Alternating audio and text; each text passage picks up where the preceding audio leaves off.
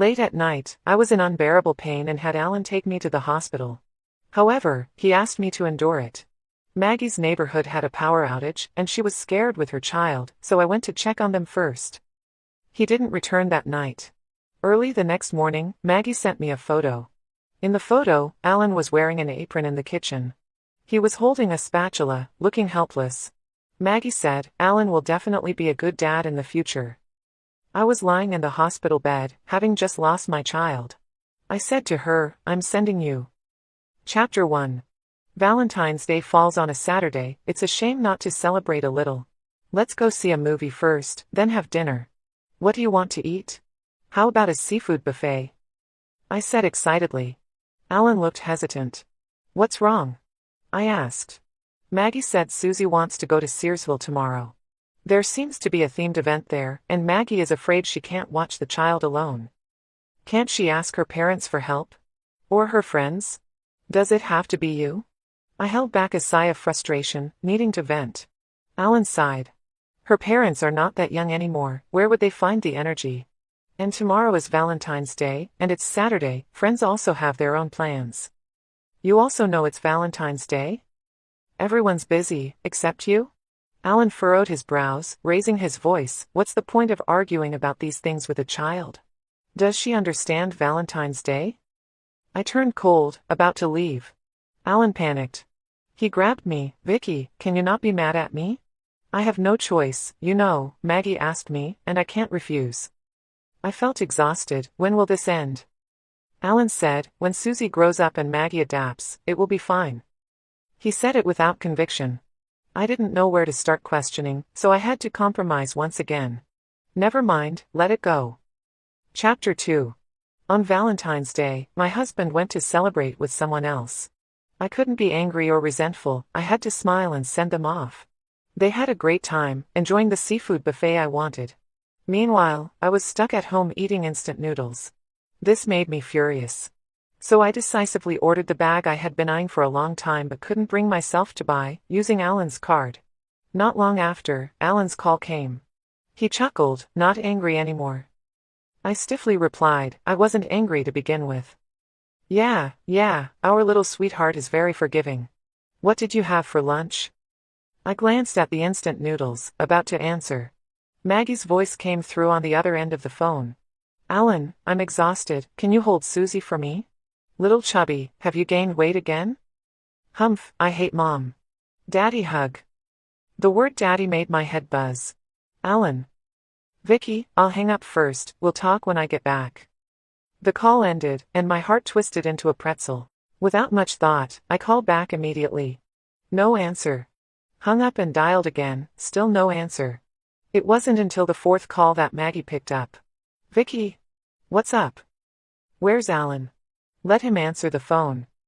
As if she hadn't sensed the coldness in my voice, she continued gently, Alan is taking Susie on the cable car, he can't answer the phone right now. Do you need something? I'll tell him after we're done. This conversation made me feel absurdly out of place. As if she was Alan's wife, and I was just an outsider without insight. Maggie continued, don't worry, Alan is fine, we're having a great time. I'll send you some photos later, it's a festival today, you should experience it too. Before she could finish, I hung up the phone directly. I was afraid I would curse if I didn't hang up. Chapter 3.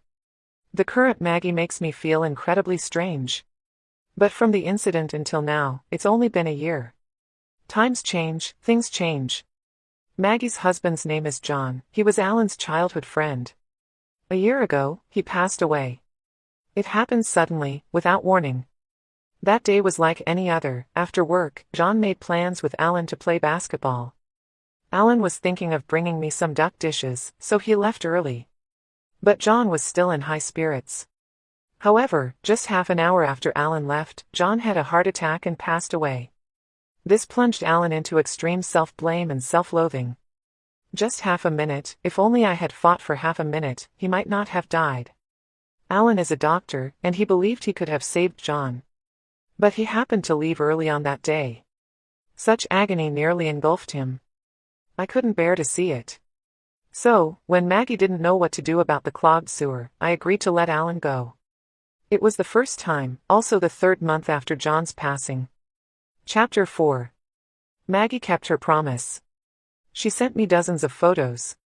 There were pictures of Alan holding Susie, walking with Susie, and even Alan peeling shrimp for Susie. In the images, Alan looked gentle, his gaze towards Susie filled with indulgence and affection. One photo stood out to me, a rare one with Maggie in it. She and Alan sandwiched Susie in between them, all three wearing happy smiles. Surprisingly, it didn't seem out of place at all. They looked just like a family of three. Alan didn't return until 10 p.m. He looked exhausted, and as soon as he saw me, he said, "So tired. Susie has so much energy, I'm completely worn out, but she's still bouncing around. Don't be fooled by her being a little girl, when she gets rowdy, she's no less than anyone's son. Oh, by the way, something really interesting happened today." Excitedly, Alan recounted various moments about Susie to me, like a father eager to show off his daughter. I watched him quietly. After a long silence, Alan finally realized something was off. "What's wrong? Are you angry?" I asked him, "Don't you have anything else to tell me?" Furrowing his brows, Alan couldn't hide his impatience behind his weariness. If there were a narrator, at this moment his inner voice would probably be, "What's wrong now? What do you want to say? Just say it." My already uneasy mood added another layer of obstruction. "Alan, why does Susie call you Dad?" Annoyed, Alan rubbed his temples. She missed her dad, she asked if she could call me Dad for the day. What was I supposed to do? No explanation, no comfort, no guilt. He threw the question back at me, just like he had many times before. Alan and I parted on bad terms, and he was relegated to the guest room by me. Despite his attempts to have a proper conversation with me halfway through, I rejected him. He eventually got angry and coldly walked into the guest room. Chapter 5. When John was around, he doted on Maggie. Everyone knew he was a slave to his wife. Later, when they had a daughter, he became obsessed with pampering her. Of course, Maggie had that allure. She was pretty enough and highly educated. To be with John, she gave up a promising career and became a homemaker. John once said, "This is my way of making it up to you." And he lived up to his words. In this way, he spoiled Maggie rotten. Maggie didn't know how to pay the utilities, so Alan taught her. But she exclaimed, "It's so difficult." Helplessly, Alan replied, "I'll pay them for you from now on." Maggie couldn't cook and almost burned down the kitchen once. Alan had to drop his work and rush over. Later on, he started ordering takeout for Maggie. Can't she order for herself? Just something I do. When the lights in the house went out, Maggie didn't know what to do. She could have called an electrician. A single mother, it's unsafe to let a stranger in. One time, while Alan and I were catching up on overdue assignments, we were both in the groove when Maggie called. Susie vomited, "What do I do? Alan, help me." Without a second thought, Alan got dressed and left, without even giving me a chance to grab a blanket. It turned out Maggie had fed Susie snail noodles. The child, not even fully grown, was rushed to the hospital due to the spiciness. Maggie couldn't handle taking the child out alone, whether for a fun outing or when the child fell ill. Alan was always at her beck and call. He took on John's responsibilities. This helped him gradually calm his mind. I knew he was making amends. But this process of atonement was making me more and more uncomfortable. I felt like I was reaching my breaking point. Chapter 6. I was getting ready to talk to Alan. But when I woke up in the morning, he was already gone. There was breakfast on the table, packed in a thermos. There was porridge, buns, and eggs. There was also a note on the side, "Vicky, I'm sorry for yesterday when I had a bad temper and shouldn't have spoken to you like that. I know you've been understanding and accommodating me. Can you give me a little more time?" After a long silence, I quietly ate the breakfast. Alan was really busy. When I called him, a nurse answered and said Alan was in the operating room. 1 surgery in the morning, 2 in the afternoon, there was no way he could leave on time. Since I wasn't busy today, I decided to prepare some food to take over. It had been a long time since I last brought food for Alan. Not that I didn't want to, but our recent conflicts were becoming more and more frequent. When I arrived at the office, I greeted the nurse. She stared at me wide-eyed, even stuttering in her speech. At first, I didn't pay much attention, but when I pushed open Alan's office door, I finally understood. Apparently, they thought I had come to catch Alan cheating. There was Maggie, sitting in Alan's office chair without shoes, playing games on her phone with Alan's coat draped over her legs. On the desk was a box of cupcakes, already half-eaten. How should I feel? Not so surprised, not very shocked either. But my heart couldn't help but sink deeper and deeper. Vicky, you're here. Have a seat, make yourself at home. Want a cupcake? Alan bought it for me, he was afraid I'd get hungry. Chapter 7. Maggie has been feeling down lately. Being alone at home can lead to overthinking. She just wanted someone to eat with her, I couldn't say no. This was the explanation I waited for an hour to hear. I was finding it harder and harder to see where Alan's boundaries lay. Today you can bring her to the office, tomorrow are you going to take her home? The day after, should we just give her half of the bed directly? Alan frowned. What nonsense are you talking about? I sighed. Sometimes, we bring some of the troubles upon ourselves. When you asked me this morning if I could give you some time, my answer is, I can't. After saying that, I stood up to leave. Alan grabbed my hand. What do you mean? Alan, either you kick Maggie out of our lives, or I kick you out. Your choice. He glared at me, his eyes burning. Are you really going to force me like this? I gritted my teeth. Force you? You were the one who said you'd give her and the orphan 20,000, and I didn't even hesitate to agree. For the past half year, because of Maggie, I've been living in a widowed marriage. What more do you want from me? Alan, I've endured enough. It's time for you to make a choice. I don't understand. Alan growled. John is gone. I just wanted to help him. Why does it make you so unbearable? There's nothing between me and Maggie. Why are you overreacting? I looked at Alan disappointedly. I never knew he could act so clueless when he clearly understood. Let go. Alan's face turned cold, gripping my hand with more force. A wave of nausea swept over me. I said let go. In the struggle, I finally turned my head and spat out. Nervously, Alan hugged me. What's wrong? Are you feeling unwell? Breathing heavily in discomfort, I spitefully said, I'm fine, it's just your words that disgust me. Alan's hand tightened abruptly, causing my shoulders to ache. Chapter 8. Alan and I entered a cold war. But he seemed to have changed. He still left early and returned late every day. I didn't know how he was at the hospital, but at least at home, he no longer went out in the middle of the night, and there were no more incessant phone calls. Yet, I didn't feel relieved. It felt like a weight was pressing on my chest, sometimes even making it hard to breathe. I didn't know what was wrong with me. I'm not a particularly emotionally sensitive person, or else I wouldn't have kept indulging Alan time and time again. But Maggie managed to push me to this point. She really had some skills. One day, feeling restless, I lay on the bed. In a daze, the bedroom door opened, and Alan walked in. After a while, the space beside me sank, and Alan wrapped me in the blanket. I opened my eyes. He buried his face in my back. Muffled, he said, don't be mad at me, I'll change. He said he wouldn't let Maggie go to his office, he wouldn't order meals for Maggie anymore, he wouldn't go to Maggie's house alone, and if he had to, he would go with me. He promised he would remove Maggie from our lives. So, when Maggie called him again, saying the pipes at her place burst and she didn't know what to do, I went with Alan to her house. Maggie opened the door quickly, drenched all over, wearing a bright red silk camisole that was sticking to her body due to being soaked. Even the outlines were clearly visible. Before I could react, she had already hugged herself and started screaming. As if I were the opposite sex that needed to be guarded against. I turned cold, grabbed Alan, and walked away. How many times is this now? What number is this? How many times has she exposed herself in front of you? Alan fell silent. I just came to help. Why does it sound so disgusting coming from you? It turns out I was the disgusting one. Alan, let's get a divorce. What? I suddenly feel like you're a bit dirty. Don't even know when you got dirty, too stubborn. Chapter 9. In the end, Alan didn't go up again, but he still contacted the property management. See, how easy was that? We returned home in silence. Alan said, Vicky, let's talk. I shook my head, too tired, engulfed by exhaustion inside out. Tomorrow, okay. I fell into a deep sleep. In the middle of the night, I was awakened by a piercing pain in my stomach. It hurt too much, sweating cold. Alan, Alan. I murmured, not even sure if I made a sound.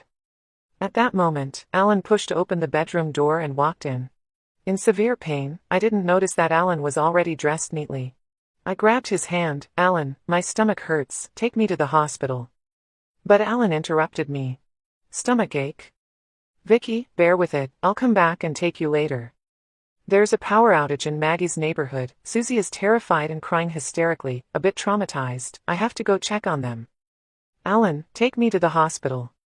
At that moment, I didn't know how serious it was, I just instinctively felt like I had to go to the hospital. Alan pushed my hand away. "Be more sensible, Susie is John's only child in this world, do you have to compete with her?" With that, he left without looking back. Ignoring my ghastly pale face, ignoring my desperate pleas. My heart sank to the bottom. "Ah!" I cried out in agony, lifting the blanket, a pool of bright red. In the end, I called a DD ride for the neighborhood. They didn't mind if I dirtied their car. The couple took me to the hospital. I had a miscarriage. My first child came and went without a sound. I asked the doctor for the reason. The doctor comforted me. "This is your body making a decision for you. You are not suitable to carry this child now, it is protecting you. So that's how it is." In the end, it was myself who could protect me. Later on, I fell into a deep sleep, waking up a few times in between, casually replying to a message from Maggie. When I opened my eyes again, Alan was standing by my bed. His face was pale, his eyes bloodshot. I wasn't surprised to see him there. This was their hospital, and many doctors had seen me. Someone must have informed him. Trembling, Alan grabbed my hand. "Vicky, it's all right, we can have another child." I coldly pulled my hand away. "Alan, let's get a divorce." His face twitched. "Vicky, it's my fault, I was wrong. I didn't know it would be so serious. Vicky, I beg you, give me another chance. Alan, let's get a divorce." Alan didn't agree to the divorce. After being discharged, he brought me back home, taking care of me attentively and sincerely, even taking time off work for it. I accepted his care calmly. I lost his child, it was his duty. Moreover, he is a doctor, he knows how to take care of someone better. It was during this postpartum period that I found out Alan could cook.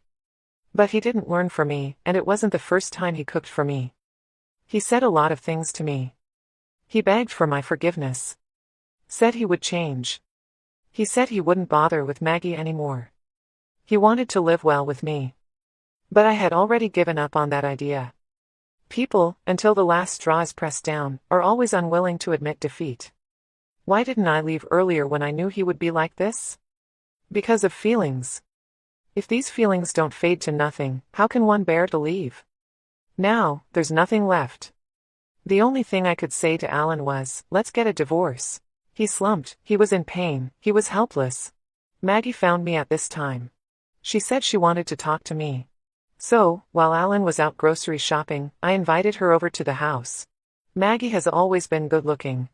With her Chanel-style dress, perfectly styled hair, exquisite makeup, and manicured nails.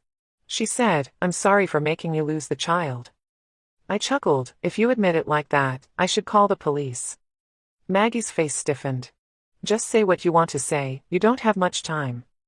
After a long silence, Maggie spoke up, "Give Alan to me. Without Alan, I can't go on. I'm different from you, you have a job and abilities, but I've gone off track with society, I still have a child, only Alan can take care of us." I didn't really understand Maggie. She was a graduate of a prestigious university and had worked for Fortune 500 companies. Why did she end up like this? Of course, that's not my concern. I looked her up and down. I've already mentioned divorce to Alan, but he disagreed. "It seems like you want to cling to him, you'll have to try harder." Maggie left. When Alan returned, I brought up divorce again. He quietly glanced at me, as if he hadn't heard. He turned and went into the kitchen. Chapter 10. Divorce is not an easy thing. If an agreement can't be reached, then a lawsuit must be filed. But lawsuits are such a hassle, time-consuming and exhausting, it's better to wait for a third party. Thinking this way, I didn't feel rushed. Perhaps I had pushed Alan to the edge.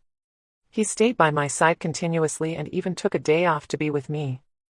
"Anthony has a new place, inviting us over to warm the house, do you want to go with me?" I flipped a page in my book. I'm not going. Then I'll go grab a bite and come back. Okay. After saying that, I focused on my book. But when I finished a page, the person standing beside me hadn't moved. I lifted my head in confusion. Is there something else? Alan's face looked pale. He forced a smile and shook his head. What do you want to eat? I'll buy it for you. No need. Then I'll go. I'll be back soon. Once he closed the door behind him and left, I put down my book. I closed my eyes wearily and let out a sigh. I knew what Alan was hoping for. He wished I would nag a bit more, like in the past, reminding him not to drink, drive slowly, and come home early. But he didn't notice that each time he came home late for Maggie, I withdrew my reminders. It wasn't about being able to let go, but more about being stubborn most of the time. If I don't contact you, will you reach out to me? If I don't call you, will you know I'm upset? I pretended to be magnanimous, hoping you would see through my facade. I said, it's okay, go ahead. I hoped you would say, never mind, I'll stay home with you. But Alan never once did as I hoped. Disappointment, sadness, frustration. He held my hand and walked forward, but his attention was drawn elsewhere. I pulled away from him, wanting to catch his eye, but he didn't even turn back once. I watched him walk further away, disappearing into the crowd. Finally, filled with disappointment, I turned and left, but he suddenly turned around to look for me. What is this? A time difference in love. Is it sorrowful? Quite sorrowful. But more than anything, it's a feeling of being lost. Alan came back very late. I heard the sound of the door opening and closing. I thought he had gone into the room, so I was about to go out to get some water. But I saw Alan sitting quietly on the sofa. I was taken aback. He looked up and saw me, immediately masking the vulnerability on his face. He smiled and asked me, "What's wrong? Are you hungry?" I said, "Thirsty." I opened the fridge to get some water, but Alan stood up. "Don't drink cold water, I'll go heat some up." "No need to bother." "It's okay, very quick, 2 minutes." "No need." "It's really nothing, just wait a moment."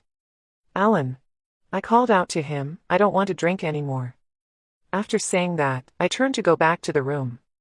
Alan stumbled over to me, bumping into the table with a muffled groan. He grabbed my hand. "Vicky, I don't understand, how did we end up like this?" Alan reeked of alcohol, his voice hoarse, hands trembling. "Vicky, am I really unforgivable?" Feeling a bit emotional, I sighed and raised my head. "On the day of my miscarriage, you were at Maggie's house making breakfast for her and Susie. Maggie said you would be a good father. Do you know what I was thinking at that time?" I breathed a sigh of relief. Thankfully this child is gone.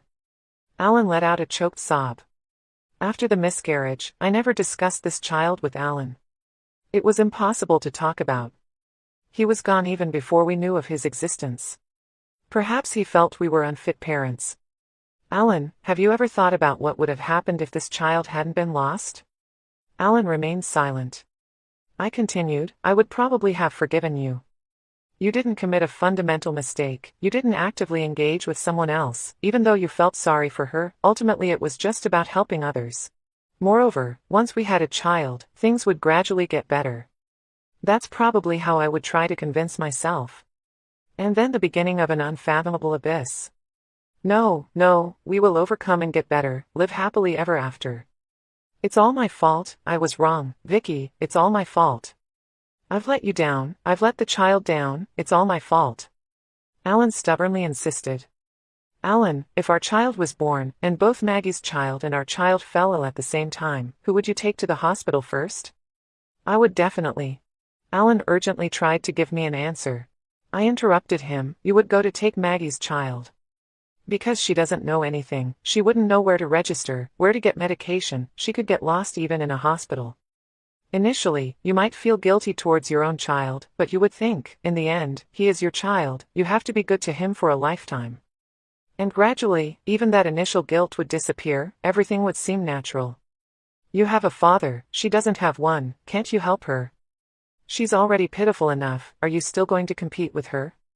You are already happy enough, why be so selfish? A child who clearly has a father, yet seems fatherless. Just like me, clearly having a husband, yet feeling husbandless. I wouldn't, how could I possibly do that? Alan shook his head helplessly, his words feeble and pale. I looked at him, wouldn't you? Then why do you keep treating me like this? Alan's face turned ashen. I'll change, Vicky, I will change. I nodded, I believe you, but I dare not bet on it. How long can a miscarried child stay in his memory? A month, 2 months. Or a year, half a year? He will surely change. Would he still be considered human if he doesn't change? But Maggie is still here, her child is still here, all the problems persist. Can he really turn a blind eye, deaf ear to it all? Isn't it just going to be another cycle in the end? Compared to waking up with a start, I believe in repeating mistakes. Chapter 11. Maggie sent me a message, you're going to get a divorce, right? I furrowed my brows. I didn't want to engage with her, but in the end, I couldn't help but reply, mind your own business. In front of me, Alan deleted all of Maggie's contact information. Before he deleted them, I saw numerous missed calls and unread messages. Maggie was flustered by Alan's actions. This woman isn't someone who could survive in the harem for 80 episodes. A couple of days ago, John's father was hospitalized due to high blood pressure. I heard that John's wife personally took care of him. How touching. But where would Maggie find the ability to care for others? She can't even take care of her own child properly. However, this might be the only way she could get close to Alan. Combining her messages to me, her intentions were clear. But I didn't expect her to act so quickly. That night, Alan didn't come back on time. In the early morning, Maggie sent me 2 explicit photos. She and Alan had been in bed together. In that moment, I had only one thought in my mind, as expected. Chapter 12. I waited for Alan all night. The next morning, I opened the door to find Alan leaning against the wall. I didn't know how long he had been here. But the cigarette butts all over the floor indicated it wasn't a short time. He looked up at me and forced out an awkward smile. Vicky, are you hungry? What would you like to eat? I'll make it for you. I shook my head. You're mistaken. You should say to me, Vicky, let's get a divorce. Alan's expression faltered. You already know. I remained silent. He took a step forward suddenly, trying to grab me. I stepped back repeatedly. Stiffening in place, he weakly said, I drank too much, Vicky, I didn't mean to, I was just drunk.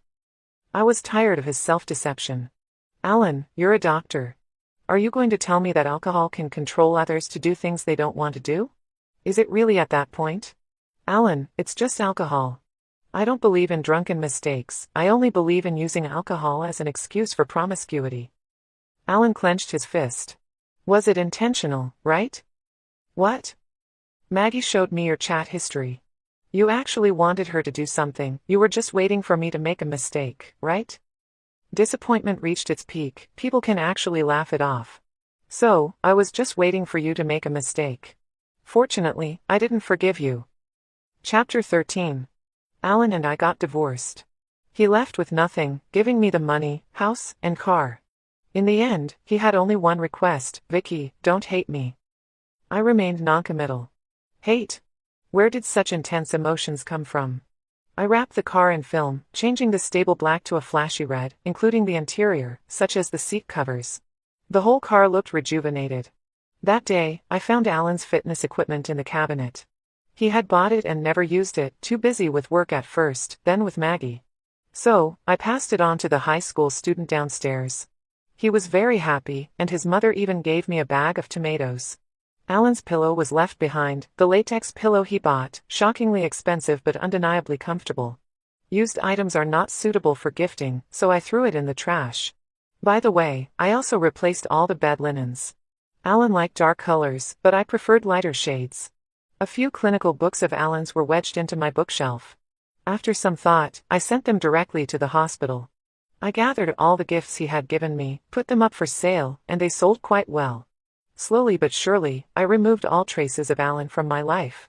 This process brought me to tears many times. After all, he was the man I went from school uniform to wedding dress with. All of this wasn't difficult. The most challenging part was actually dealing with our parents. We quietly divorced, and by the time they found out, it was too late to change anything. His mother and my mother both cried in front of me. One scolded me for being impulsive, the other scolded her son for being immature. I explained the conflicts between Alan and me to them but kept the fact that Alan and Maggie slept together hidden. This was to give each other some dignity. But Maggie didn't want this kind of dignity. She forced herself into Alan's home. She said, either get married, or I'll spread the news about you and Alan. Alan's parents were almost hospitalized with anger. My mom also shifted her focus, starting to scold Alan. But my life continued. I worked alone, went home alone, and enjoyed my solitude. Before long, I adapted. My mom asked me, are you still not going to get married? I politely refused, no thanks. My mom started crying again, saying Alan had ruined me. It's quite a headache. But actually, I wanted to say, I have many ways to find happiness, and marriage is actually the riskiest. This is just how I feel, not applicable to everyone. Chapter 14. Alan and Maggie got married. They only got the certificate, no ceremony. But everyone who needed to know found out. Gossip slowly started to spread. Some say Alan's initial intentions were not pure. He gave Maggie $200,000, helped her so much, actually had ill intentions towards Maggie. Maybe they weren't clean while John was still around. Gossip, it only gets dirtier, never clean. Some say Maggie is like a band-aid, once stuck, can't be thrown away. Alan got what he deserved, rushing to be a scapegoat. Now, he's reaping what he sowed. Some envy Maggie. Being pretty is good, as soon as one man dies, another one is there to take his place, and each one better than the last. For a woman to reach this point, it's worth it. Maggie is a smart person, she found a good place to settle down. This is the unanimous thought in everyone's minds. But only Maggie knows, she's not doing well, not well at all. No wedding, she endured it. After all, John had only been gone for a year, it wouldn't sound good if it got out. But what she didn't expect was for Alan to let her stay with him in the hospital dormitory. Alan left with nothing, gave Vicky the money, car, and house. Vicky is really ruthless. An infuriated Maggie went to find her. She demanded that Vicky redistribute the assets with Alan.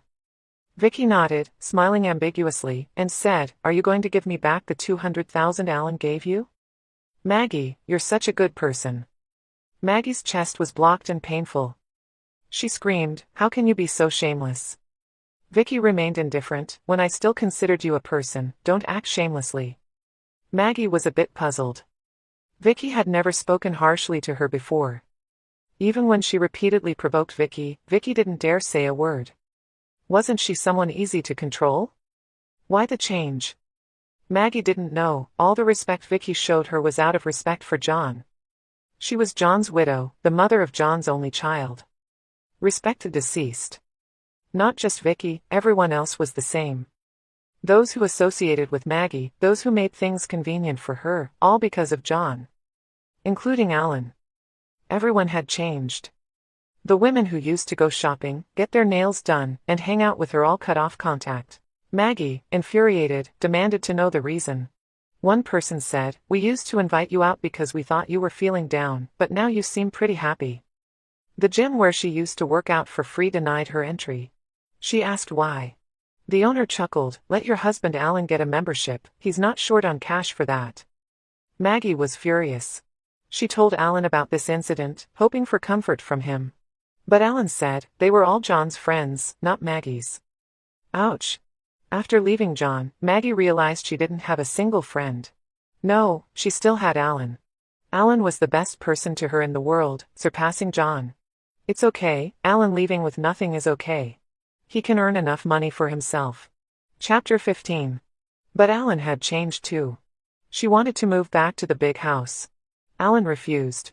That's John's house, you should sell it, then give half the money to John's parents.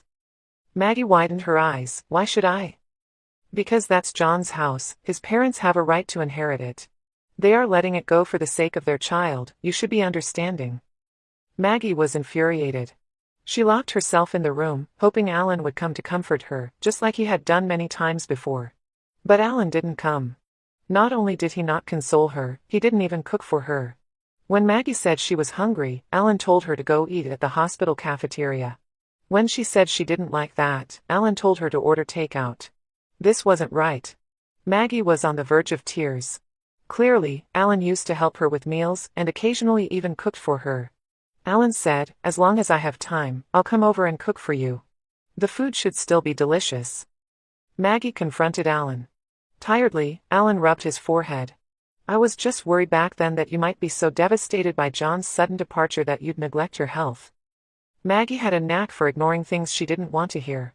So she questioned Alan, "So, are you not afraid of me getting upset now?" Alan looked at her strangely. "If you were truly upset, why were you so eager to climb into my bed?" Chapter 16. The current days were clearly what Maggie had fought for, but she wasn't happy at all. Alan was always angry with her. He got mad because she hired a cleaner, got mad because she sent clothes for dry cleaning, got mad because she hired a cook, got mad because she didn't pick up Susie on time, got mad because she didn't know how to take Susie to the doctor. But clearly, Alan was in the wrong. All these were his responsibilities. He was the one who should take care of himself and Susie. Now that he had backed out, was it wrong for her to hire help? Did he expect her to do it all? She wouldn't. Maggie decided to teach Alan a lesson. She joined a tour group and went on an impromptu trip. She had a great time. Until one day, her card was declined. Maggie was shocked. She called Alan, asking him to send her money. Alan coldly replied, "There's none left." "What do you mean, there's none left?" "It just means there's no money." Maggie didn't believe it and rushed back that night. She questioned Alan, "Are you really not giving me any money to use now?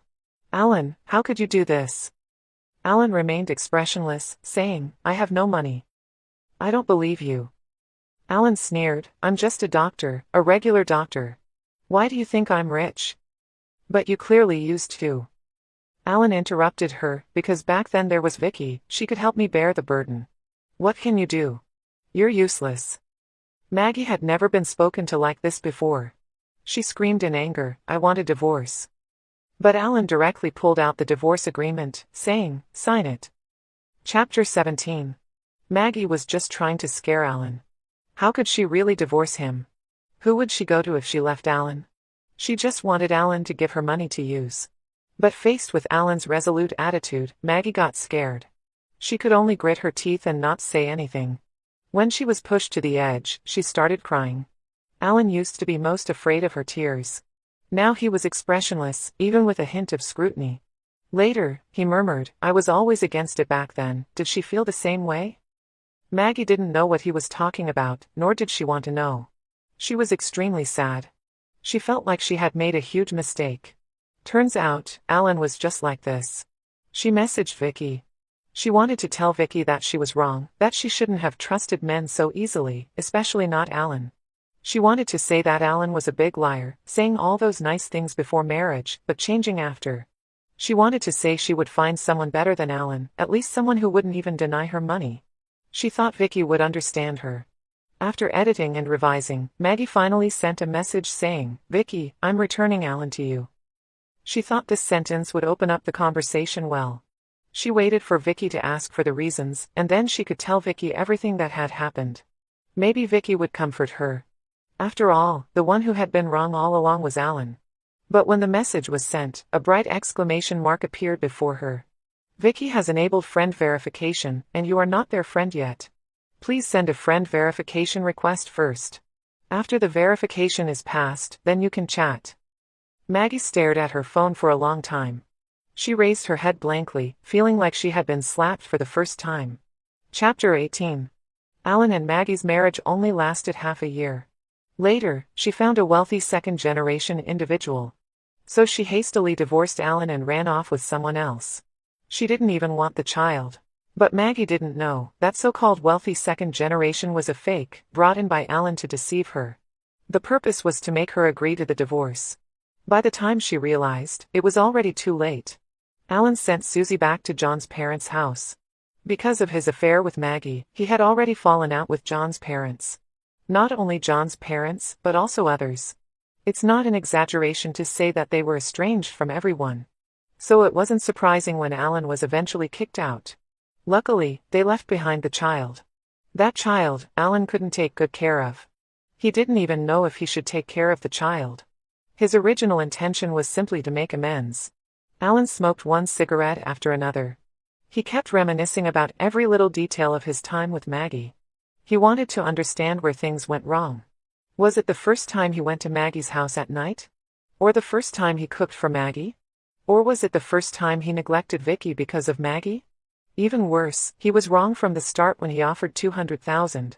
One wrong step leads to more mistakes. Regret, it's too late.